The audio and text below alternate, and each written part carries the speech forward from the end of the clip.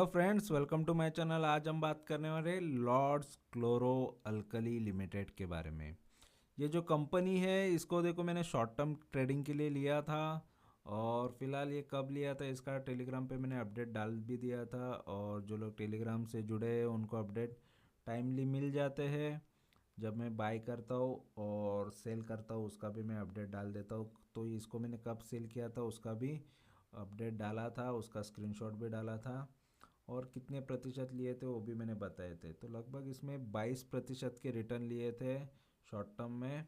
ठीक है, और बाय कितने पे किया था और फिलहाल अभी क्या प्राइस चल रहा है, ये सारी चीज़ें हम देखने वाले हैं। आगे क्या इसमें और चीज़ें नज़र आ रही है वो भी हम देखेंगे। तो वीडियो एंड तक देखो, और वीडियो अच्छा लगेगा तो ज़रूर चैनल को सब्सक्राइब करना। तो सबसे पहले यहाँ पर देख सकते हो कि ये जो कंपनी है लॉर्ड्स क्लोरो अल्कली लिमिटेड, ये कंपनी 1979 में स्टार्ट हुई थी। और ये लीडिंग केमिकल कंपनी है, ठीक है, केमिकल मैन्युफैक्चरर। और कहाँ कहाँ पर ये अलवर राजस्थान में है। और 84 एकड़ के अंदर इनका मत्स्य इंडस्ट्रियल एरिया में है। और क्वालिटी अच्छी है, यहाँ पर ये बताया हुआ है हाई क्वालिटी केमिकल ये बनाती है, फाइनेस्ट क्वालिटी, ठीक है। और यहाँ पर देख सकते हो इनकी कैपेसिटी, और ये 4 दशकों से है, 4 डिकेट्स। 300 प्लस एम्प्लॉयज़ है, 6 कैटेगरी इनके प्रोडक्ट रेंज है।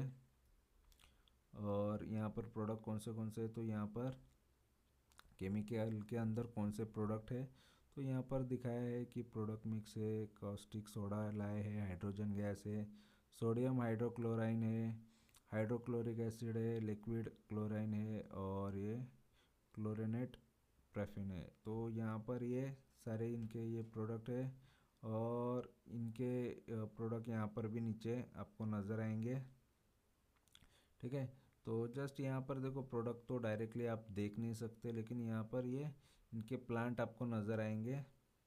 तो कैसे इनके प्लांट है और किस तरीके से, और ये किन किन के लिए, मतलब ये किन को सर्विस देती है, किन लोगों को ये बेचती है इनके केमिकल्स। तो ये पेपर इंडस्ट्रीज़ होंगे या केमिकल इंडस्ट्रीज़ को भी ये केमिकल दे देते हैं। और डाइज है, सोप है, टेक्सटाइल है, प्लास्टिसियर्स है, तो इन सबको ये सर्विस इनकी देते हैं, सर्व करते हैं इनके लिए, यानी इनका प्रोडक्ट देते हैं, ठीक है। तो ये है वेबसाइट पे जो इन्फॉर्मेशन है ये मैंने आपको बता दिया फ़िलहाल।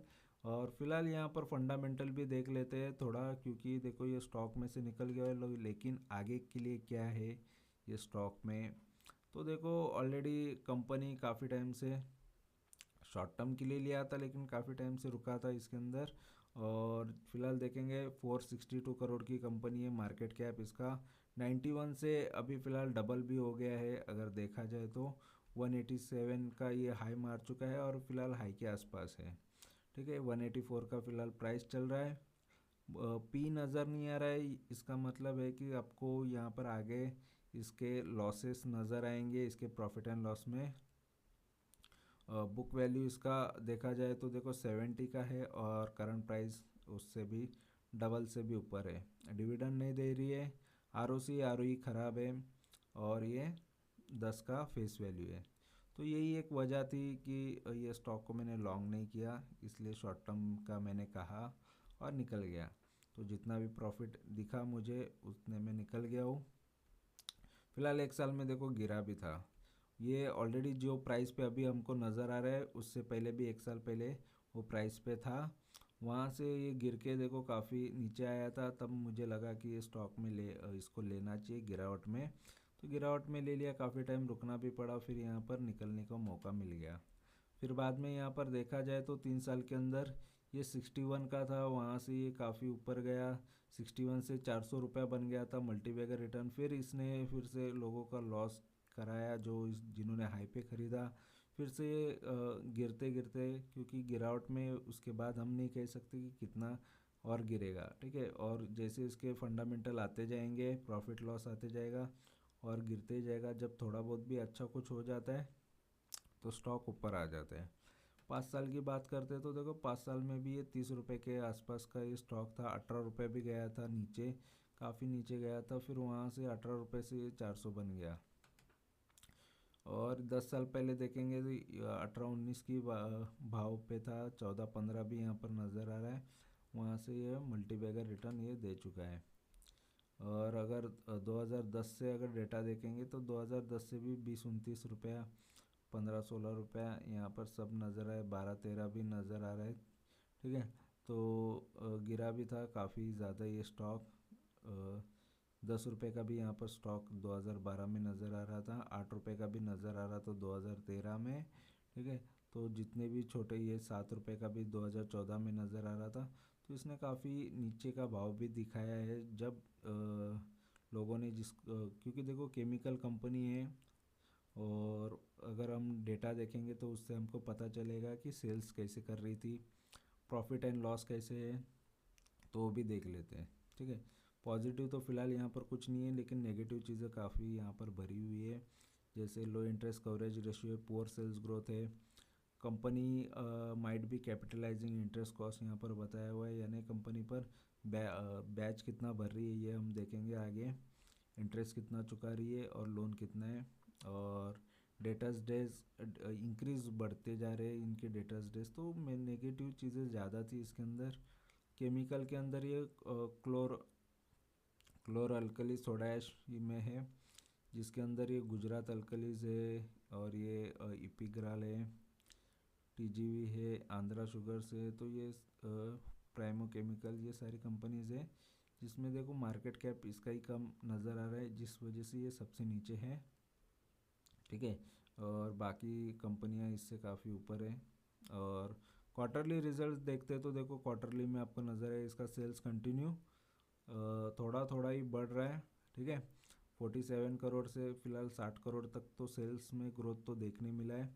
बीच में अच्छा हो भी गया था यहाँ पर, स्टार्टिंग में देखा जाए स्टार्टिंग में ही अच्छा कुछ था जून के क्वार्टर में, जून 2022 में 84 करोड़ तक। बाद में यहाँ पर कोई इतनी ग्रोथ देखने नहीं मिली। और नेट प्रॉफिट देखते तो देखो 2 करोड़ का प्रॉफिट, और फिलहाल अभी 36 लाख का प्रॉफिट, 36 लाख। बीच में ये लॉस भी किया है कंपनी ने, जैसे मैंने कहा कि लॉस मेकिंग कंपनी है। और फिलहाल यहाँ पर भी आपको लॉस ही नज़र आएगा अगर हम 2013 से डेटा देखेंगे 2024 तक। तो कंपनी के सेल्स स्टार्टिंग में कुछ नहीं नज़र आ रहे, लेकिन यहाँ पर इसके पीछे भी वजह होगी, 3 करोड़ का लॉस यहाँ पर, और यहाँ पर देखेंगे 5 करोड़ का यहाँ पर कंपनी का लॉस।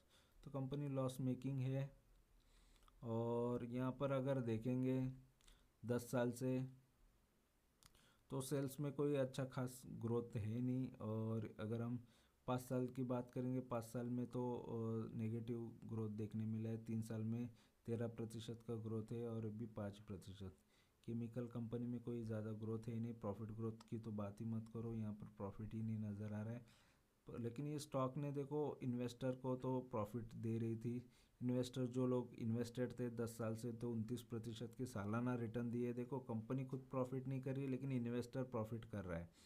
5 साल से जो इन्वेस्टेड है 43% सालाना रिटर्न है, 3 साल से इन्वेस्टेड है वो 44, और 1 साल से इन्वेस्टेड है उसको सिर्फ 5% के रिटर्न देखने मिले हैं। ठीक है, आरओई भी अच्छा है ये कंपनी का। फिलहाल लास्ट ईयर का थोड़ा ख़राब है, लेकिन लॉन्ग टर्म वालों के लिए आरओई अच्छा कंपनी ने जनरेट किया हुआ है। और बैलेंस शीट की बात करते हैं तो देखो बैलेंस शीट में रिज़र्व यहाँ पर 152 करोड़ का है, बोरोविंग 105 करोड़ की है। तो रिज़र्व के मुकाबले लोन थोड़ा कम है। और फिलहाल यहाँ पर ये स्टॉक के अंदर अगर शेयर होल्डिंग पैटर्न की बात करेंगे तो देखो मेजॉरिटी शेयर प्रमोटर के पास है, ये एक चीज़ अच्छी होती है, मेजॉरिटी होल्डिंग प्रमोटर के पास है। और देखो और इनका काफ़ी कम इन्वेस्टमेंट है फॉरेन के इन्वेस्टर का, डीआईएस का भी काफ़ी कम है 0.04, पब्लिक का इन्वेस्टमेंट यहाँ पर 25% है। तो फिलहाल यहाँ पर इन्वेस्टमेंट की बात करेंगे तो सबने इन्वेस्ट किया है, लेकिन थोड़ा थोड़ा है, लेकिन पब्लिक और ज़्यादा प्रमोटर के पास ही शेयर है। और ये कंपनी में देखो इन्वेस्टमेंट करने के बाद ये स्टॉक तो काफ़ी टाइम था ऐसे ही, लेकिन उसके बाद जो भी रिटर्न अच्छे दिखे मुझे, मिनिमम तो मैं 20 लेने की कोशिश करता हूँ, तो एक्स्ट्रा और 1-2% आ गए तो और ये अच्छी बात होती। और भी अगर रखता तो और अच्छे रिटर्न आते, लेकिन मार्केट यहाँ पर कुछ खास चल नहीं रहा है, स्टेबल नहीं है। और स्टॉक देखो फंडामेंटली मुझे इतना खास नहीं नज़र आ रहा, तो इसलिए मैंने ये स्टॉक को निकाल दिया। और वैसे भी इसको मैंने ट्रेडिंग के लिए लिया था, ये कभी अप जाता है कभी डाउन जाता है, ठीक है। तो लॉन्ग टर्म के शेयर जो होते हैं उसको मैं लॉन्ग कर देता हूँ, कभी कभी ट्रेडिंग करता हूँ, लेकिन थोड़े बहुत शेयर ट्रेड करके निकाल देता हूँ, बाकी कुछ लॉन्ग के लिए पोजीशन रख देता हूँ, ठीक है। तो फिलहाल जो भी है इसके अंदर मैंने अपना रिव्यू बता दिया है, कंपनी कैसी है, फंडामेंटली कैसा है और बिजनेस कैसा है, सब कुछ आपने देख लिया, समझ लिया। और ये वीडियो अच्छा लगा, इन्फॉर्मेशन अच्छी लगी है तो चैनल से जुड़ सकते हो, चैनल को सब्सक्राइब करो। और भी ऐसे वीडियो आते जाएंगे और जिनमें मैं खुद प्रॉफिट भी कर रहा हूँ, लॉन्ग टर्म कर रहा हूँ, सब कुछ यहाँ पर आपको पता चलते जाएगा।